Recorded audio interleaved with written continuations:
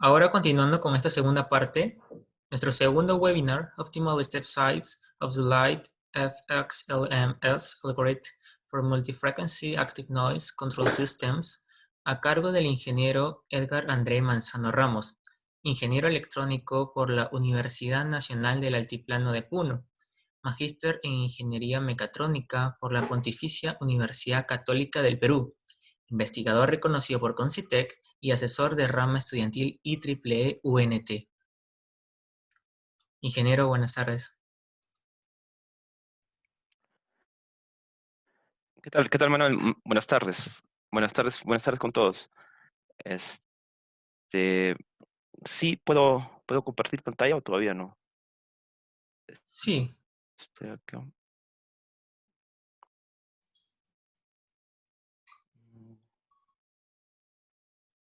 No. A ver, por favor, revísalo. Parece que no puedo compartir. ahora sí. Ok, listo. A ver. Un rato. Voy a hacer nuevamente. ¿Puedes permitirme nuevamente compartir? Quería compartirlo Sí, ya puede compartir. como PowerPoint, pero me parece. Ya, prefiero hacerlo así porque.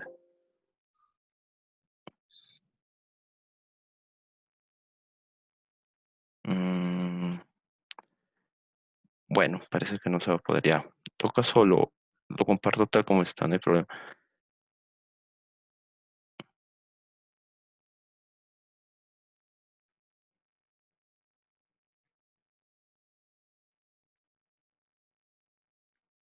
Ujú.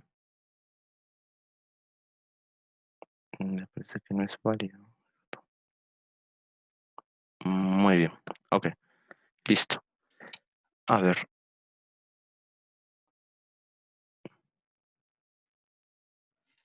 Listo. Bueno, bueno, ante todo, buenas tardes con todos. Y bueno, primeramente agradecerles a los organizadores por haberme invitado a este evento. Y bueno, yo sé, tal vez a ustedes un poco les sorprende el hecho de que he cambiado acá el nombre del título del, del tema, ¿no? Bueno, en realidad el tema es el mismo, no ha cambiado para nada, simplemente que el título que tenía originalmente es, digamos, un poco más específico, que se refiere explícitamente a al último trabajo que he realizado. Y bueno, y conversando con los organizadores, ellos me habían sugerido que sea el tema en el cual voy a trabajar y bueno, el que se va a exponer y yo estoy de acuerdo, y estuve y estoy de acuerdo. Y, pero considero que eh, para hablar de ese tema debe de iniciarse desde el tema general, ¿no? Poco a poco y llegar así hasta el tema específico del cual trata el trabajo, ¿no? Y de tal manera también que me puedan entender. No, no quiero arrancar con todo directo al trabajo de investigación y como si esto, eh, como digamos, como si ustedes ya tuvieran el background del trabajo del que les sigue anteriormente, ¿no? O sea, como si ustedes hubieran seguido toda la secuencia de los trabajos, no. Y es por eso que decidí hacerlo de esta manera, ¿no? Hablar del tema en general e ir poco a poco hacia el trabajo. Ya, no se preocupen, no se sientan estafados, en realidad sí se va a hablar del tema del Optimal Step Size para sistemas de múltiple frecuencia, no se preocupen. Ya. Bueno, a ver, comenzando. Bueno, primeramente bueno, nuevamente agradecer por haberme presentado. Soy docente en la Escuela de Ingeniería Mecatrónica de la Universidad Nacional de Trujillo y también asesor de la rama estudiantil de dicha universidad, ¿no? Bueno, ahí está mi correo. De todas maneras, al final también lo voy a dejar en esta diapositiva para que, no sé, en caso tengan alguna duda, puedan consultarme, ¿ya? Bueno, no sé si ustedes tengan mucho conocimiento sobre lo que es en sí el Active Noise Control. Yo sé, bueno, tal vez algunos de ustedes ya han llevado cursos de control y tienen esto un poquito más claro, ¿no? Y de todas maneras, acá trato de ejemplificar y dejar un poco más en claro esta parte. El Active Noise Control es en sí, bueno, en español es el control activo de ruido. Y tal vez ustedes ya lo han escuchado antes, ¿no? Bueno, yo cuando todavía lo comencé comencé a leer, comencé a estudiarlo, no era tan popular hablar de sistemas de Active Noise Control o Active Noise Cancelling, ¿no? Cancellation, que son, que se encuentran en especial ahora en lo que son los audífonos o auriculares, ¿no? Varias veces ustedes los habrán visto, ¿no? Entonces, como que por ahí el término puede ser un poco familiar para nosotros, ¿no? Como lo pongo ahí, la aplicación más conocida es la de los audífonos, los auriculares que vienen con Active Noise Control. Entonces vamos a tratar de entender un poquito a qué se refiere con esto, ¿no? Ahora, bueno, también otro término, como lo puse, es el Active Noise Cancelling o Active Noise Cancellation, el cual yo considero que es un término un poquito más arriesgado, más este, como que atribuyéndose mucho, porque en realidad no se da una eliminación, cancelación total del ruido, ¿no? Yo por eso lo considero que estaría un poco mejor el término de Active Noise Control, además que los sistemas generalmente y dentro del campo del control se consideran como Active Noise Control, ¿no? ¿Listo? Bueno, la principal, bueno, no es la principal aplicación, pero la aplicación más conocida es la de los audífonos, la de los auriculares, pero existen ya sistemas que han sido integrados también en lo que son automóviles. Si no recuerdo muy bien, creo que es Mitsubishi no, me estoy equivocando. Es otra marca la cual ya están trabajando, ya digamos sus automóviles ya vienen con Active Noise Control y ya digamos está haciendo esto ya más común dentro este, de sus entregas, ¿no? También está en la parte médica, aunque bueno, acá ustedes también ven que es algo relacionado con los auriculares. También, bueno, también dentro de la parte médica también se han considerado también para lo que son incubadoras. Existen otros que son para ventanas, por ejemplo, ¿no? De tal manera que el ruido no puede ingresar a través de la ventana, en especial para hospitales, cuestiones así.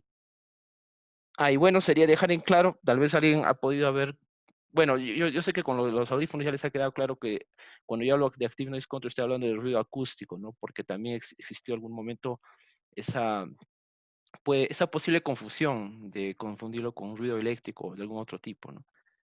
Y bueno, otro sistema, y yo creo que es el principal sistema en el cual se aplica el Active Noise Control es en los aviones, ¿no?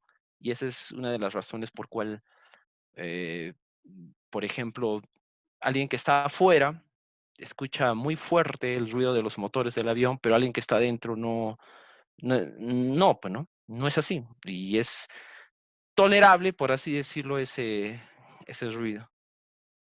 ¿Ya? Eso no significa que esté completamente controlado, ¿no? ¿Listo?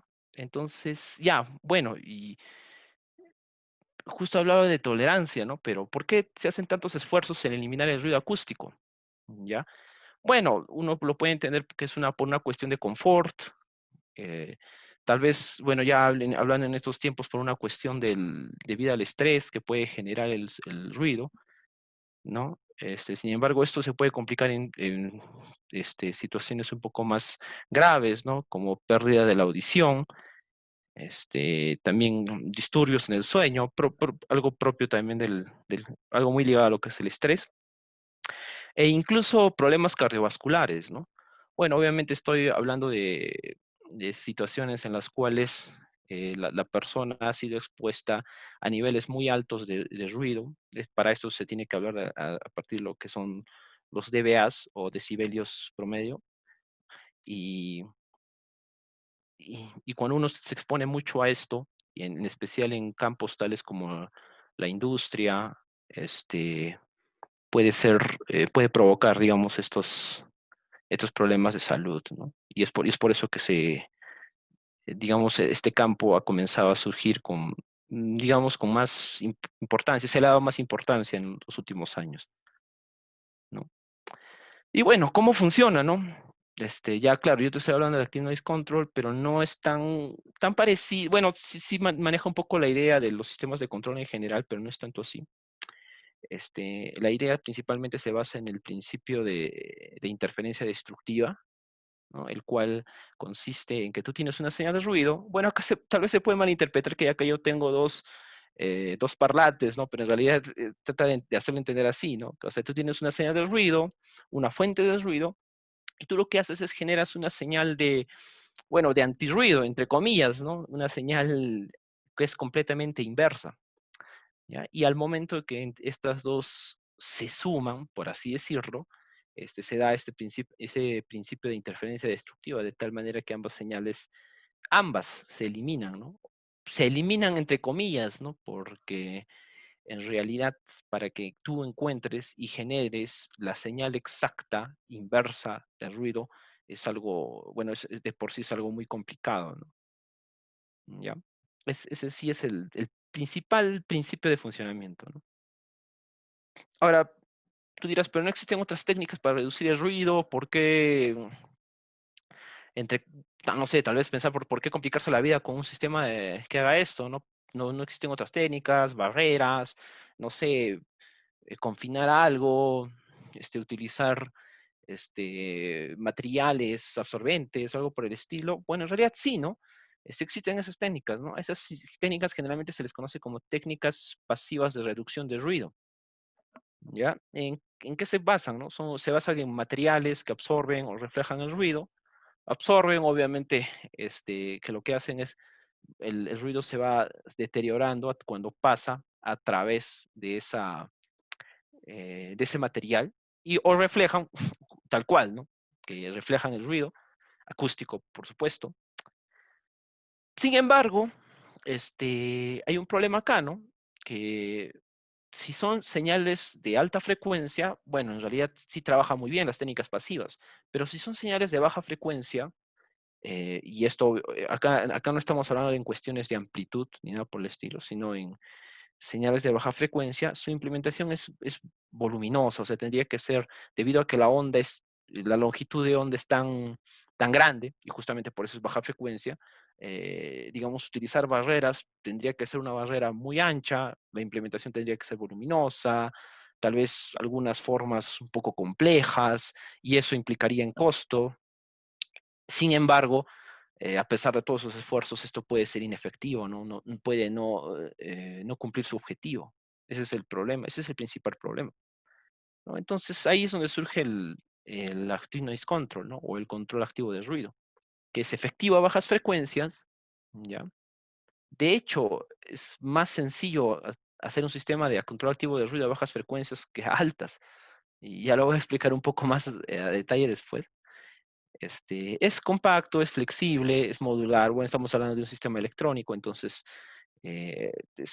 digamos, en cuestiones de, bueno, comparado en términos de volumen y todo eso es mucho más sencillo, ¿no? Principalmente eso. Ahora vamos a hablar un poquito más a detalle de cómo es el sistema, ¿no? Bueno, he puesto una pequeña animación más para que más o menos se entienda cómo va esto. Bueno, obviamente este es un caso ideal, con todas las de ganar, por así decirlo, ¿no? Es como si tú tienes un ruido ambiental, ¿no? Tú tienes un ruido ambiental, y tú no quieres que llegue ese ruido, por así decirlo, al extremo derecho, ¿no? Entonces, ¿qué es lo que haces? Usas un micrófono, ¿no? Detectas el ruido y generas la señal de antirruido. Obviamente, bueno, tú ves ahí solo una línea de conexión, pero en realidad es todo, es más, dice inversión de fase, ¿no? Pero en realidad no es algo tan sencillo. Lamentablemente no es algo tan sencillo. Ahí se tiene que trabajar de manera electrónica bueno, se tiene que trabajar en términos de algoritmos de control y de luego de manera electrónica para que se pueda generar la señal de antirruido.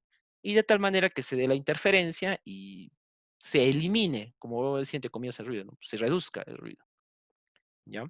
Es más, este sistema, si tú te das cuenta, es de lazo abierto porque simplemente tengo un micrófono y se genera la señal. Acá debería faltar un micrófono adicional que esté en la parte final, el cual sería un micrófono de retroalimentación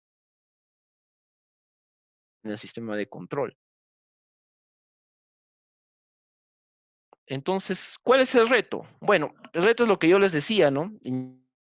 inicialmente, que tienes que generar la señal, ¿no? O sea, mira, ahí por ejemplo en la animación, si fuera una señal senoidal es muy sencillo.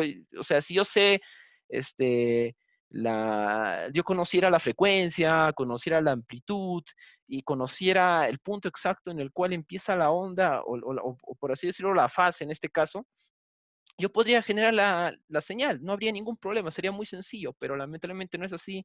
Las señales de ruido no son todas, bueno, tal vez existan algunas que sí son así, que son solamente unas señales de edad, así de simple. Entonces, el reto es diseñar e implementar un sistema que genere esa señal, ¿no? O sea, que detecte la señal de ruido y que genere una completamente inversa a esta. Ya de por sí, el reto estaría en detectar bien la señal, ¿no? De que capture exactamente la señal de ruido y luego de generar exactamente la señal inversa, ¿no? Entonces, ese es el reto, ese es el desafío, por así decirlo, en los sistemas de control activo de ruido.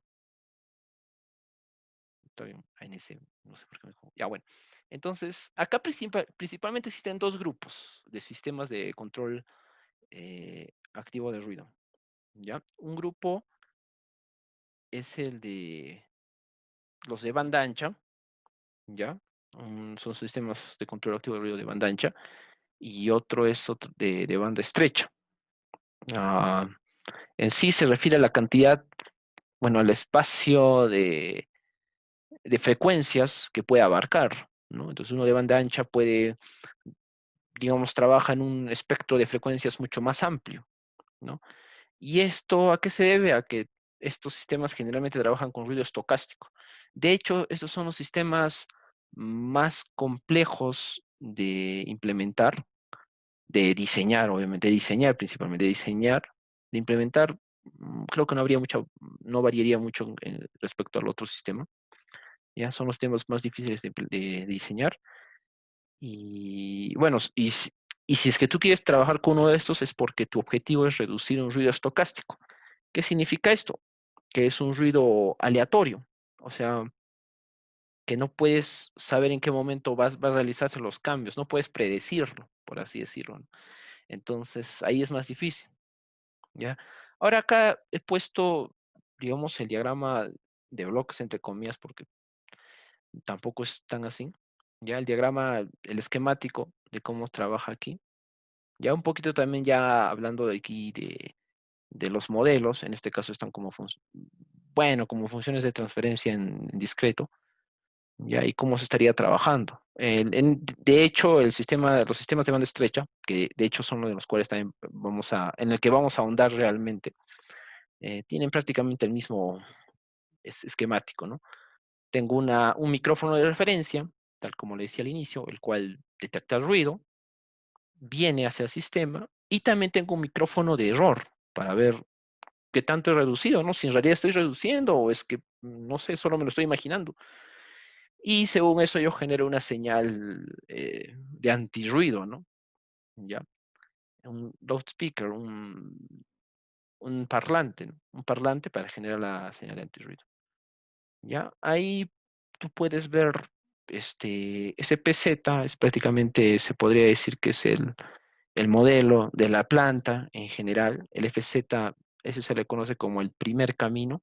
Generalmente se dice como el primer camino, o es el camino que recorre el ruido desde el micrófono de referencia, perdón, desde el parlante hasta el primer micrófono de referencia, y el otro es el segundo camino, el que recorre desde ese mismo parlante, pero esta vez hasta el micrófono de error. ¿Ya? Mm, No voy a entrar tanto a detalle a las fórmulas, pero sí, en un momento sí vamos a hablar un poco de ellas para que se entienda cómo se realiza este proceso. ¿Ya?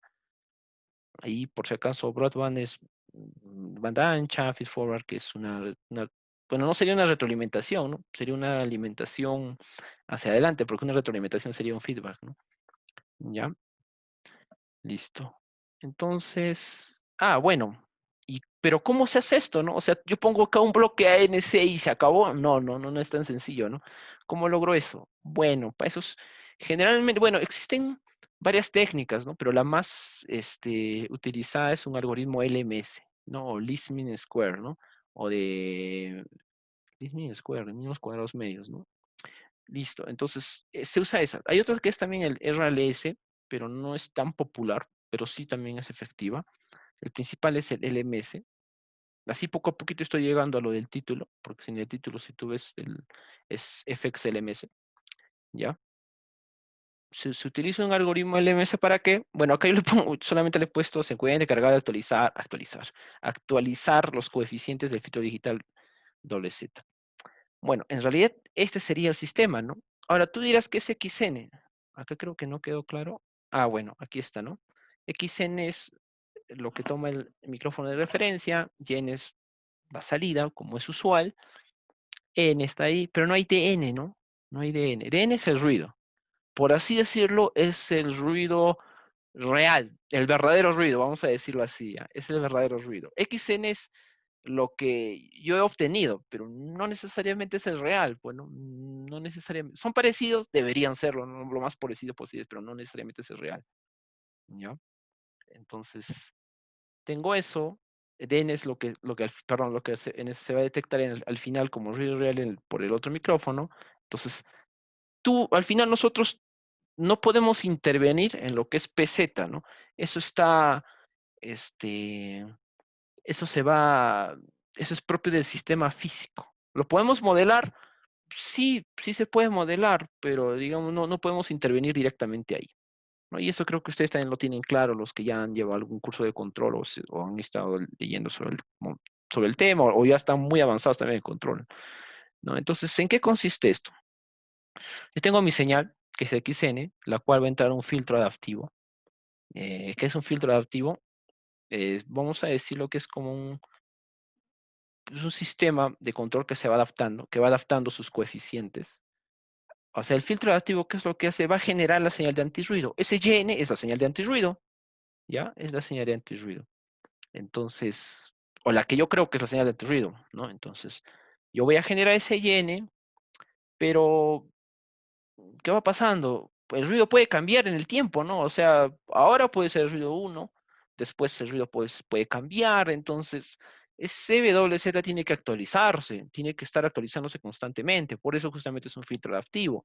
¿Y bajo qué algoritmo se va a actualizar? Bajo el algoritmo LMS, ¿no? Y el LMS, ¿qué necesita? El XN y el N. Es por eso la importancia del micrófono inicial, el de referencia, perdón, claro, el de referencia y el micrófono del error, ¿no? Esa es la importancia. Entonces ese filtro se va actualizando y va generando la señal que debería restarse. Ahora, ¿cuál es el problema acá? Si tú te das cuenta ahí, al final, lamentablemente, DN no se resta de YN, ¿no? No se está restando de YN. ¿De quién se está restando? De Y prima N. ¿Por qué? Porque ahí tenemos que también tener en cuenta que también está el segundo camino, pues, ¿no? O sea, está ese segundo camino y ahí es recién donde se van a encontrar, ¿no? Ahí es recién lo que el verdadero ruido que va a llegar, ya donde voy a recién medir, ¿no? Ahí es donde mide. Entonces, ese segundo camino puede ser un problema, ¿ya? Y porque si no sé en qué consiste ese segundo camino, va a ser muy difícil, puede que mi señal de antirruidos se aproxime, ¿no? Puede ser que me esté equivocando en realidad, ¿ya? Es por eso que se tiene que modelar también, ¿no? Entonces se hace una estimación del segundo camino para reducir el efecto del segundo camino. En realidad así, en inglés se llama así, secondary path effect. Entonces se llama el efecto del segundo camino. Entonces, ¿cómo hago eso? Ahí, mira, al XN, si te das cuenta, le han aumentado un SZ, que es el segundo camino, pero estimado, ¿no? Y con eso ya voy a superar este problema, ¿ya?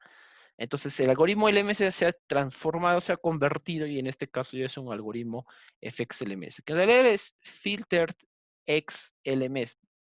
Bueno, el nombre no te dice mucho, pero en realidad es un algoritmo, es una modificación del LMS, pero centrado en la eliminación del efecto del segundo camino, ya con la finalidad de que la señal de antirruido, este, digamos, contemple todos los posibles, digamos, efectos externos que pueda tener, ¿no? Y de tal manera que se parezca más a la señal de ruido, o bueno, se parezca más a la inversa de la señal de ruido. Ya, es, es en sí eso. Listo, a ver. Bueno, y acá vamos llegando. Ah, van a disculpar si dice el figura uno, en el anterior caso fue figura 2. Los he sacado directamente bueno, de hecho yo los presenté así, tal cual, entonces los estoy poniendo igual con el mismo nombre, porque también, si bien la traducción en español sí se entiende que sistemas de banda estrecha y todo eso, generalmente estos, a pesar de que tienen una traducción propia en español, y, incluso en el español se siguen hablando como narrowband, feed forward, broadband, ANC, entonces mejor pongo ambos, ¿no? ¿Ya? Bueno, en este caso es un sistema de banda estrecha, ya que es en el cual yo me he centrado para mi trabajo, ¿ya? Es prácticamente lo mismo, no se dejen, digamos, impresionar un poquito porque el cual es un poco más, que se podría decir, más amplio, tiene más elementos, pero en realidad es un ruido, hay una fuente de ruido, hay un micrófono de error, hay un parlante, pero acá hay un detalle, ¿no? Mira, acá dice que está usando un sensor no acústico. Ahora, eso puede ser, o sea, tú también puedes usar un micrófono ahí, sí, sí puedes usarlo, pero también puedes usar un sensor no acústico. Ahora, tú tal vez te estés preguntando cómo así, ¿no? Porque yo lo que quiero reducir es ruido. Ya, esto se debe a la aplicación. ¿Ya? ¿A qué me refiero? Que un sistema de control activo de ruido de banda estrecha, como te imaginarás, al decir banda estrecha, se refiere a un espectro de frecuencias corto, pocas frecuencias. De hecho, debería estar enfocado solo en una y sus armónicos, por así decirlo, ¿no? Sus armónicos más cercanos, ¿ya? Entonces, ¿qué es lo que ¿qué es lo que se tiene? Que como es una frecuencia, solo una frecuencia o un grupo muy pequeño de frecuencias, entonces estamos hablando, si te pones a pensar, estamos hablando, si esa es la transformación de frecuencia a tiempo con Fourier o algo por el estilo, te das cuenta que estamos hablando de una señal periódica. Bueno, en cambio, cuando yo hablaba de muchas frecuencias, ahí era menos probable, ¿no? Era menos probable. De hecho, estos sistemas de banda estrecha están pensados en sistemas, perdón, en ruido periódico. Ejemplo, no sé, una máquina rotativa, principalmente eso, ¿no? Máquinas rotativas, que tú sabes, no sé, un motor que cuando gira, cuando llega a 180 grados, hace un golpeteo. Entonces, tú ya sabes el golpeteo, cada cuánto tiempo se va a dar, ¿no? Entonces, cuestiones como esas, ruido periódico. ¿Ya? Entonces, si te pones a pensar, es un golpeteo, entonces tal vez un sensor de vibración, tal vez otro sensor es más, hasta puede ser una cámara, este, un sensor de contacto, te puede servir porque ya sabes que es algo periódico. O sea, a partir de ahí tendría que generar o imaginarme o generar la señal de ruido tal como está ahí, ¿no? El generador de señal, ¿no? Pero ya tienes una idea más clara. ¿Por qué? Porque es un ruido periódico, pues, ¿no? En cambio, el otro ruido era estocástico, era aleatorio, ahí no te servía para nada un sensor no acústico. En este caso sí. ¿Ya? Entonces, y el procedimiento es el mismo, ¿no? Al final, si tú te das cuenta, es igual un XN, que es la entrada, el YN, que va a ser la salida, la señal de antirruido, y el N, que es el error, ¿no? Eso sí no cambia para nada. Y ahí tú tienes tu algoritmo adaptivo, ¿no? Y de hecho el algoritmo adaptivo en nuestro caso, cuando digo en nuestro caso me refiero al trabajo en el cual nosotros hemos realizado ahí, es con el, el algoritmo LMS. Eso no cambia, no cambió para nada, ¿no? Lo único que vendría a cambiar, bueno, en nuestro caso no cambia el sensor, nosotros también usamos un micrófono, pero de todas maneras dejo en claro que se puede usar sensores no acústicos, ¿no? Eso también es probable, es posible, ¿ya? De hecho, yo les soy sincero, si bien yo he usado un micrófono, yo no uso la señal exacta del micrófono. O sea, no uso la señal exacta porque tú entenderás que la señal del micrófono de por sí debería pasar por muchos filtros para tener la señal exacta y todo eso. Pero si al final yo estoy trabajando con un ruido periódico, solo necesito poca información para a partir de ahí generar mi señal de ruido. No necesito mucha información, necesito poca información. Tal vez podría trabajarlo con un sensor no acústico. No, en mi caso no creo porque en mi caso es un prototipo, así que yo lo que genero es un ruido con otros parlantes, ¿no? Entonces eso no es una máquina, no es una máquina rotativa que a partir de ahí usas una cámara o un sensor de contacto o algo por el estilo, ¿no? Un poquito más difícil. Pero sí trato de seguir el mismo principio. Listo. Entonces, ¿qué sería lo siguiente? Ah, bueno, entonces lo que les decía, ¿no? Que eso generalmente se utiliza en grupos de frecuencias, cuando es pequeñas frecuencias, hay, perdón, pequeño grupo de frecuencias y cuando el ruido es periódico, ¿no? Ah, bueno, y acá pongo ya, estoy yendo, digamos, al sistema exacto en el cual yo he trabajado. Ya poco a poco quiero llegar a eso, ¿no? Yo he trabajado, una propuesta interesante en estos sistemas de banda estrecha es aquellos que trabajan con muescas de frecuencia o múltiples frecuencias. Yo sé que cuando pongo muesca de frecuencia puede no entenderse muy bien. De hecho, a mí tampoco no me queda muy claro. Y yo cuando lo leí decía notch, o sea, noches en inglés. Y cuando lo traducí decía muesca y no me deja nada claro. En realidad lo que te está diciendo es que tú estás trabajando con con un grupo de frecuencias, ¿no? Este, y por así decirlo, frecuencias muestreadas, bueno, muesca puede sonar algo raro, ¿no?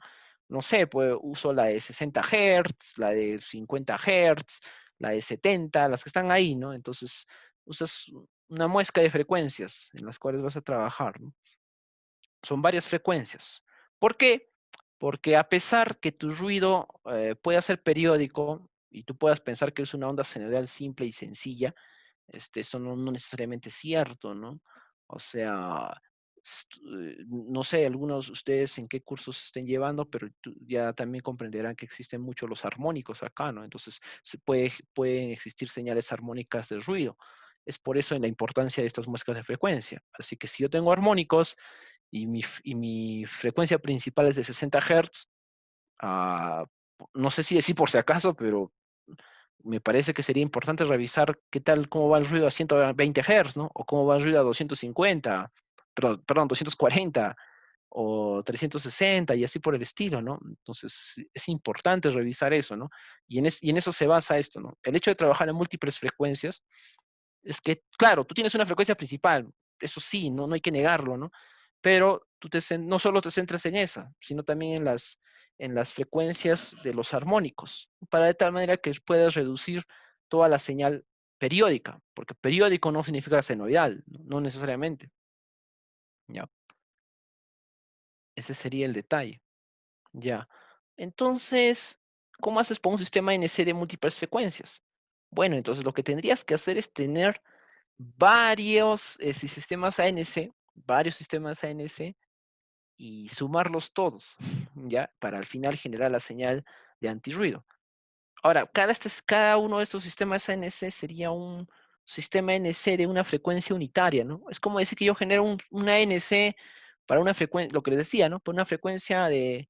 Bueno, yo sé que cuando estoy hablando de ruido y te hablo de 60 Hz, suena algo absurdo, ¿no? No sé, para 600 Hz, por ejemplo, para 1 kHz puede ser, este, y si estoy hablando de 1 kHz, tendría que revisar también las frecuencias de 2 kHz, la de 3, la de 4, por una cuestión de los armónicos, ¿no? Sería importante que las revise también. Entonces, se hacen varios sistemas de frecuencia unitaria. Y esa es la idea, ¿no? Esa es la idea de un sistema NC de múltiple frecuencia. Trabajas varios sistemas eh, de frecuencia unitaria. Esto es complicado, no del todo. De hecho, lo que estamos haciendo es dividir una señal en varias frecuencias, lo que tú, no sé si has hecho o vas a hacer utilizando series de Fourier, ¿ya? Y de tal manera que puedes trabajar de manera aislada con cada frecuencia, ¿no? Lo cual es más sencillo, ¿ya? De hecho, y bueno, y como estoy trabajando con LMS y estoy trabajando la reducción del segundo camino, esto ya es un algoritmo FXLMS, eso no lo ha cambiado para nada, ¿ya? Entonces, esa es la idea. Entonces, tengo entonces mis sistemas de control de ruido para frecuencia unitaria, que bueno, yo los he escrito acá así porque ese es, digamos, su esquemático general, su diagrama de bloques general con el WZ, porque al final son filtros Wiener estos, ¿ya? Entonces, pero estos también se pueden expresar de esta manera, ya se pueden trabajar de esta forma. Bueno, habría que dar una pequeña explicación matemática, en realidad no es muy difícil, ¿ya? Y también estos se conocen como, ahí abajo dice, como Adaptive Notch Filter, ¿no? O filtros adaptivos de muescas, también se conocen así, ¿ya? Filtros adaptivos de muesca, ¿ya? Entonces, yo voy a trabajar con cada uno de estos para al final sumar todo y generar la señal de ruido que necesito. Ese es el principio, esa es la idea. Ahora tú dirás, pero un rato, acá no hay el SZ que fue, ¿no? ¿Dónde se perdió? ¿Dónde está el segundo camino? Bueno, tranquilo, acá todavía estamos mostrando el sistema simple, tal cual, ¿no? Todavía no he agregado el SZ. ¿Lo vamos a hacer? Sí. ¿Ya? Bueno, ahí está, agregado el SZ. Lo que he hecho es dividir, bueno, es una señal de una sola frecuencia, es una senoidal. Ya ponte a pensar que es prácticamente una senoidal, prácticamente. ¿Ya? Entonces, ¿qué es lo que necesito acá? Esta senoidal le hago un desfase de 90 grados y genero otra señal. Tengo dos señales. ¿Ya? Y esas dos señales van a ser mis señales de entrada, por así decirlo, en mis muestras, a las cuales a partir de ahí voy a trabajar. ¿Ya? Y a ambas señales tengo que hacerle, digamos, la estimación del segundo camino, ¿no? Ahí está completo, ¿no? Con los SZ y todo. ¿Para qué? Para poder adaptar mis filtros adecuadamente y generar la señal adecuada, ¿ya? Ahora, ¿por qué? Porque si bien puede ser periódica, eso no significa que se va a mantener, ¿no? O sea, tú sabes, puede ser un filtro, perdón, un sistema, una máquina rotativa periódica con una frecuencia de 59.8 Hz. Tú las detectabas 60, pero no es 60, pues 59.8 y todavía varía, ¿no? A veces 59.8, 59.7, 59.9, entonces no necesariamente siempre es la misma frecuencia, ¿no? Y es por eso que se tiene que hacer todo esto, ¿no? ¿Ya?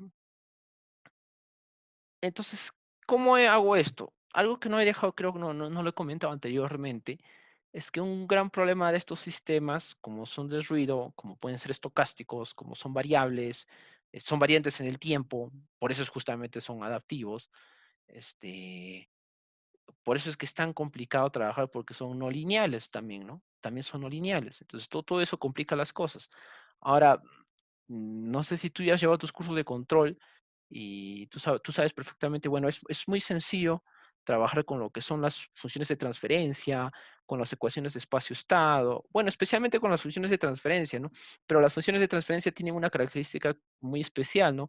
Que tú trabajas con ellas de manera muy práctica, pero esto se debe principalmente a que la función de transferencia solo se puede aplicar a sistemas que son lineales e invariantes en el tiempo, ¿no? Los famosos LTI, ¿no?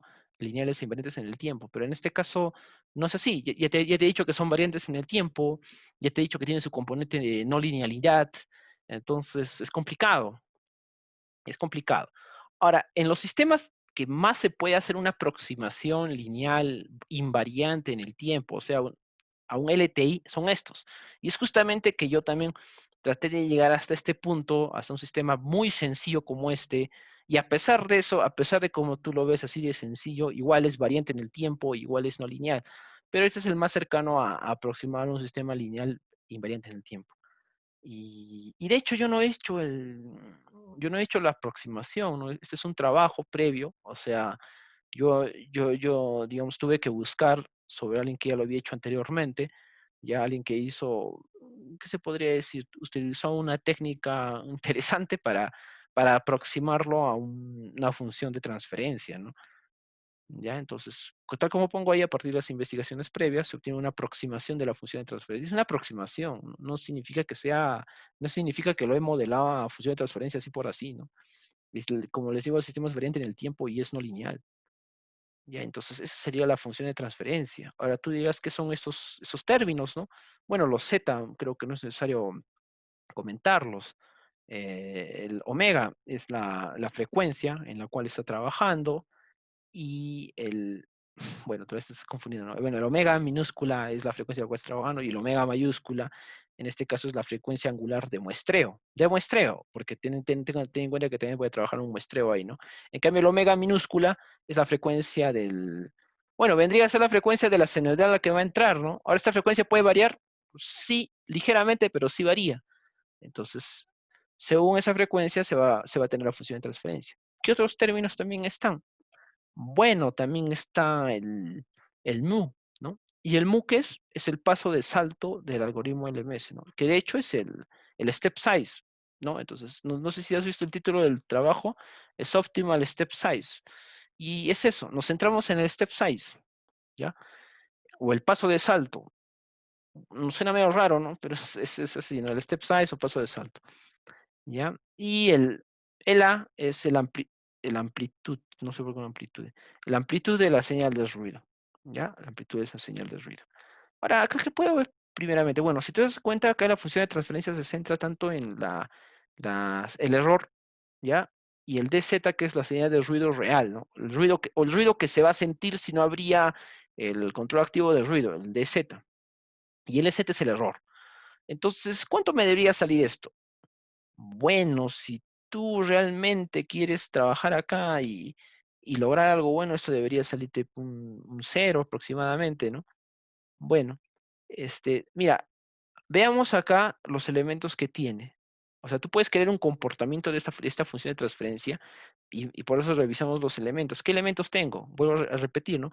El omega minúscula, que es la frecuencia de la señal de ruido, y te pones a pensar, pero eso no va a cambiar, ¿no? O sea, cuando tú tienes un ruido, tú le dices, baja tu frecuencia, no, o sea, eso queda.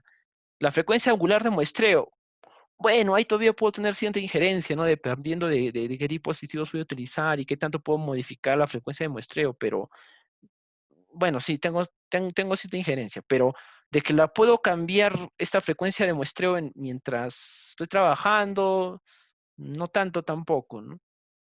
Y por último, la amplitud de señal de ruido. Tampoco tengo injerencia ahí. O sea, esa es la amplitud de la señal de ruido. No le puedo decir, oye, baja tu amplitud o sube tu amplitud de acuerdo a mi conveniencia.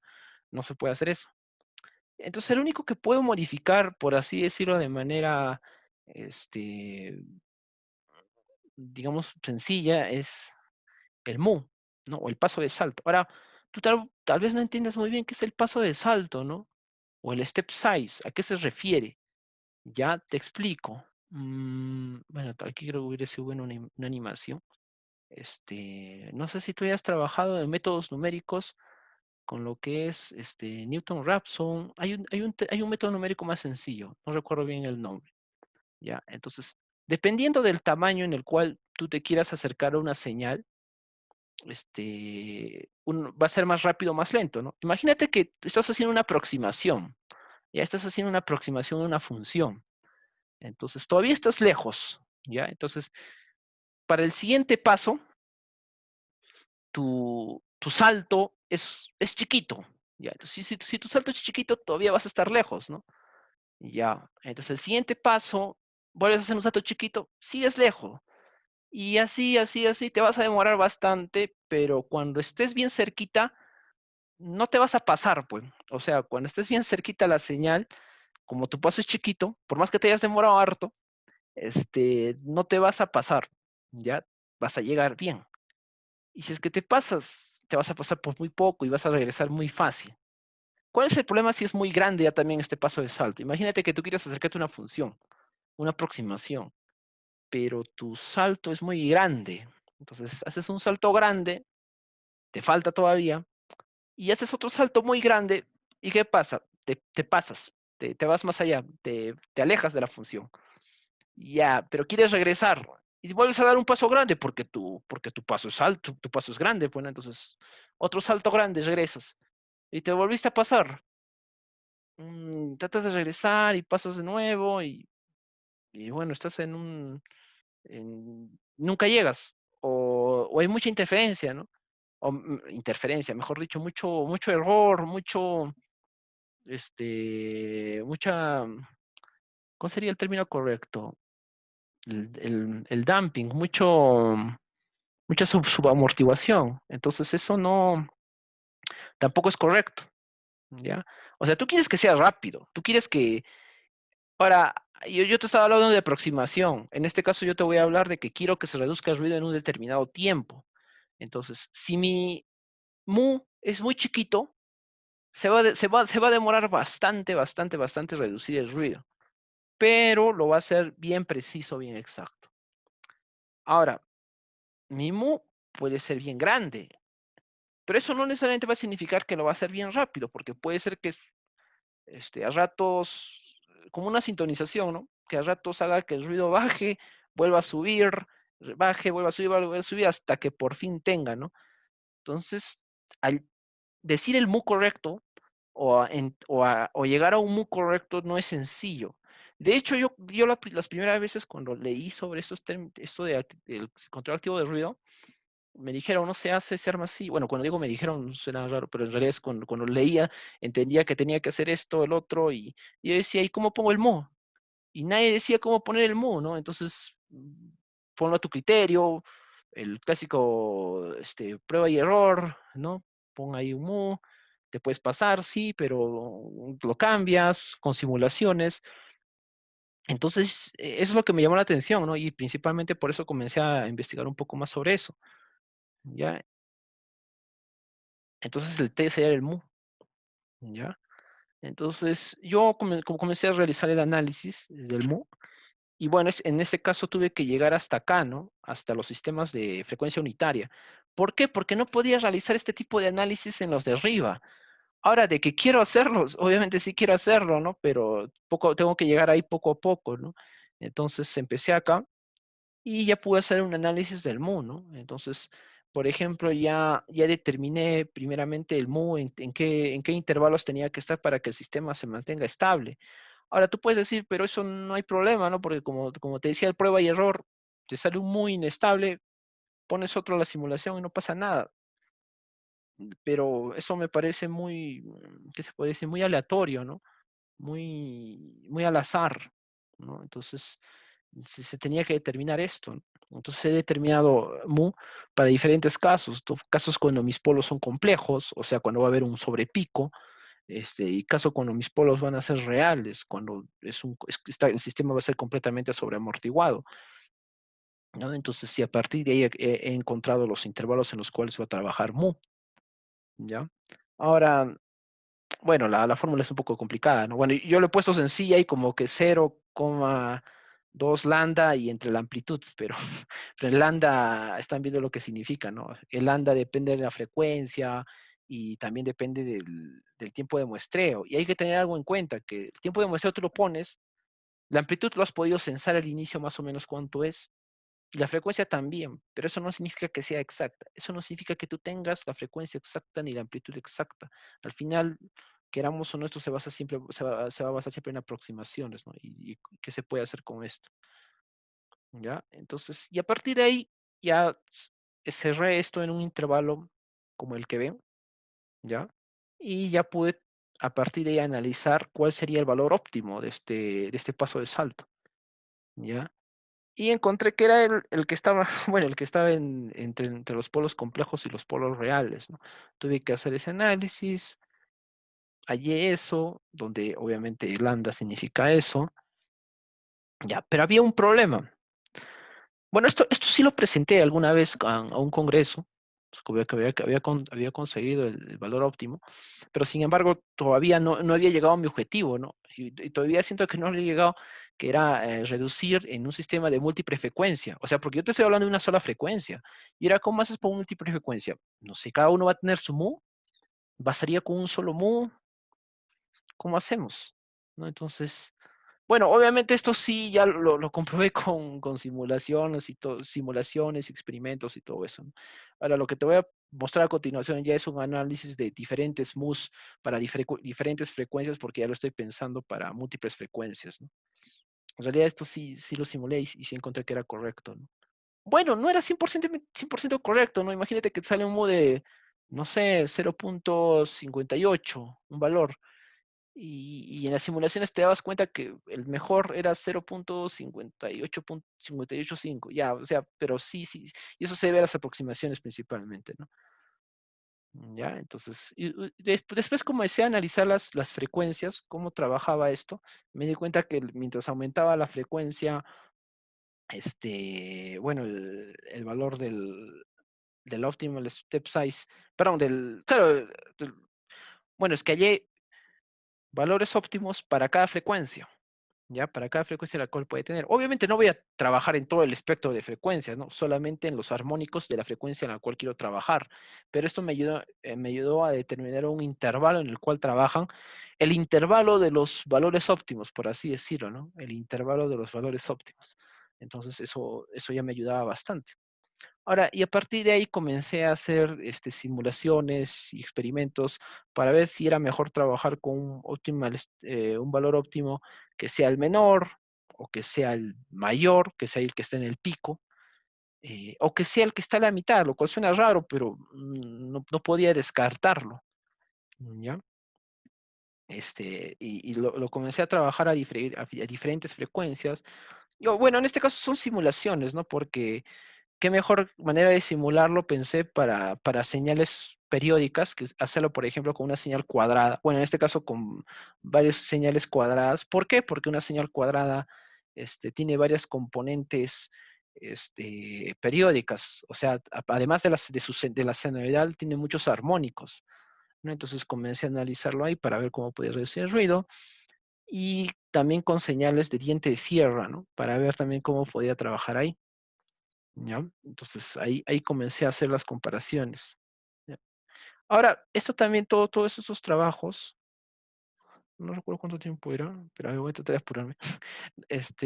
Recuerdo también que bueno, todos estos trabajos, tanto el de frecuencia unitaria como el de múltiple frecuencia, lo tuve que hacer es lo que les decía, ¿no? Lo hice un prototipo y es por eso que no utilizo un sensor no acústico, ¿no? Yo sí uso un micrófono, tengo que usar un micrófono, ¿no? Tengo que usar micrófonos de tal manera que se pueda trabajar ahí, ¿no? Bueno, entonces la parte del interior, ¿no? Que también tiene, bueno, tiene algún aislante externo, ¿no? Pero, digamos, era para realizar principalmente las pruebas acá, ¿no? ¿Ya? Ahora, inicialmente, recuerdo que bueno, la primera vez sí lo armé con un Arduino por una cuestión de que era las señales eran más sencillas, ¿ya? Ahora más bien ya estamos trabajando con algunos CPLDs, algunos FPGAs, ya, pero antes era un poquito más sencillo, entonces sí se podía trabajar con esto, y lo digo principalmente por la cuestión del tiempo de muestreo, ¿ya? Ahora, de todas maneras, considero que, digamos, que el diagrama de bloques que se muestra acá es digamos, el que mejor refleja este trabajo, ¿no? Que es, digamos, la señal de, yo mismo genero la señal de ruido, obviamente con un sistema aparte, no tiene que haber comunicación con el sistema en el cual voy a controlar. Ya yo genero mi señal de ruido utilizando, bueno, en este caso utilizaba una DAC, sacaba la señal en digital, la convertía a continua, hacía un filtro de reconstrucción y un amplificador de potencia. Y por el otro lado, tengo tanto el micrófono de referencia como el micrófono de error, ¿no? Obviamente ambos se tiene que trabajar un pequeño preamplificador y también su filtro anti-aliasing, ¿no? Para que se pueda tener en cuenta, ¿no? Y algo similar para el parlante de la señal de antirruido, ¿no? ¿Ya? O sea, y este esquema, como les digo, no ha cambiado, ¿no? Entonces se sigue siguiendo el mismo, ¿no? Los esfuerzos se siguen manteniendo principalmente en el algoritmo, ¿no? Para trabajar con señales un poco más complejas, ¿ya? Bueno, acá les muestro algunos resultados que se han tenido. Bueno, para hacer, digamos, las comparaciones, no tendría que hablarse tanto de niveles. O bueno, no tanto tendría que hablarse de, o sea, mira, por ahí, por ejemplo, tú ves 300, 1000, entonces, en ese caso, no, los resultados, digamos, no se miden de esa manera, ¿no? Ahí se tiene que hacer ver una cuestión de los decibelios, ¿no? Cuánto baja en decibelios dependiendo de cuánto era la señal de ruido. Otra cosa es cómo lo ha censado, ¿no? Si lo he convertido a una escala de 0 a 300, de 0 a 500, esa es la escala a la cual yo le pongo ya al momento de analizar la señal, ¿no? No tiene nada que ver eso con digamos, el ruido real, ¿no? Eso sí se ve en una cuestión de decibelios. Y eso también lo detalla un poco más ya en los trabajos, ¿no? Y bueno, en realidad eso es todo. He tratado de hacerlo, vamos, explicarlo esto de manera más somera y clara, ¿no? Para que tampoco nadie se aburra acá, yo tampoco, y se entienda, digamos, en qué ha consistido el trabajo que he estado realizando últimamente, ¿no? Y de acuerdo a lo que me ha, digamos, también he conversado con los organizadores. Bueno, eso sería todo. No sé si exista alguna pregunta o algo por el estilo.